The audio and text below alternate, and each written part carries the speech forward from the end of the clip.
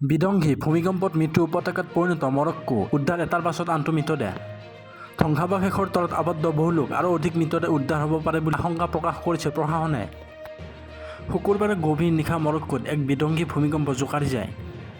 এতিয়ালৈ মৃত্যুৰ সংখ্যা অতিক্ৰম কৰিলে 2000ৰ অধিক। আমেৰিকাৰ ভূতাত্ত্বিক জৰীপৰ তথ্য অনুসৰি উত্তৰ আফ্ৰিকাৰ এই অংশত 100 বছৰতকৈ অধিক সময় ধৰি এনে ভয়ানক ভূমিকম্প হোৱা নাই।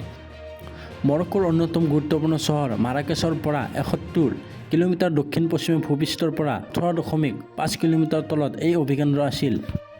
ৰাবা, কাছাব্লাংকা আৰু এছাউইৰা এই কম্পনৰ ফলত ক্ষতিগ্ৰস্ত হয়।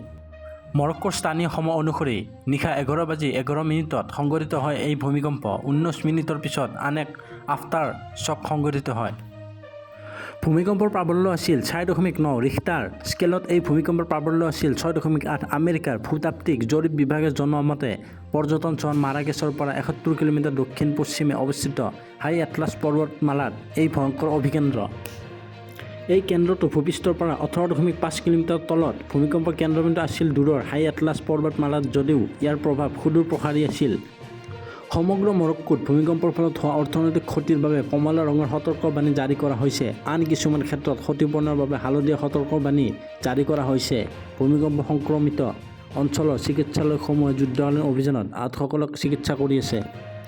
বিদ্যুৎ আৰু ইণ্টাৰনেট সেৱা ব্যাহত। চুবুৰীয়া ৰাষ্ট্ৰ আলজেৰিয়াতো এই কম্পন অনুভূত হয়। আলজেৰিয়াত কোনো ধৰণৰ ক্ষয়ক্ষতিৰ খবৰ পোৱা হোৱা নাই।